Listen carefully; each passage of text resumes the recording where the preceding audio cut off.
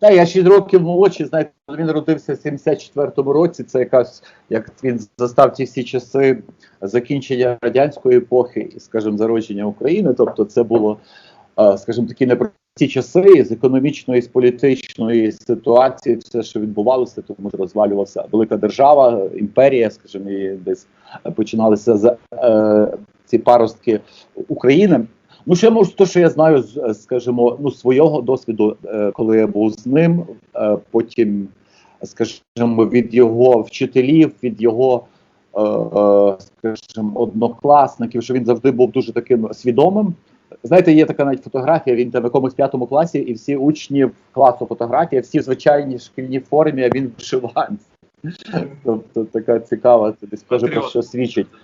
Тоді якраз починалися ті перші мітинги, ці перші, скажімо, якщо ви пам'ятаєте, коли в прибалтійських країнах відбувалися оці, скажімо, такі кровопролитні розгони, скажімо, протестів, то в нас у Львові в тому числі були різні маніфестації, і Василь, навіть будучи ще школяром, вони з класом ходили на ці різні мітинги, і Василь був в цьому активний. Але потім він скажімо, пішов в хор Додарик і, скажімо, весь його поглинула музична кар'єра, тобто він вже, будучи школярем, об'їздив всю Америку і Канаду з великим гастрольним туром, біля 60 концертів, і в нього було дуже насичене артистичне життя, потім різні перемоги, перемога в конкурсі в Парижі.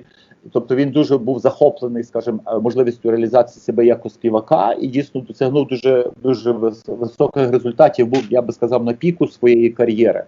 Тому що такого роду голоси, якраз вони набирають таких обертів. Тобто Василь завжди мав таку дуже проукраїнську позицію, хоча він був дуже таким європейською людиною, в нього було багато друзів в різних країнах.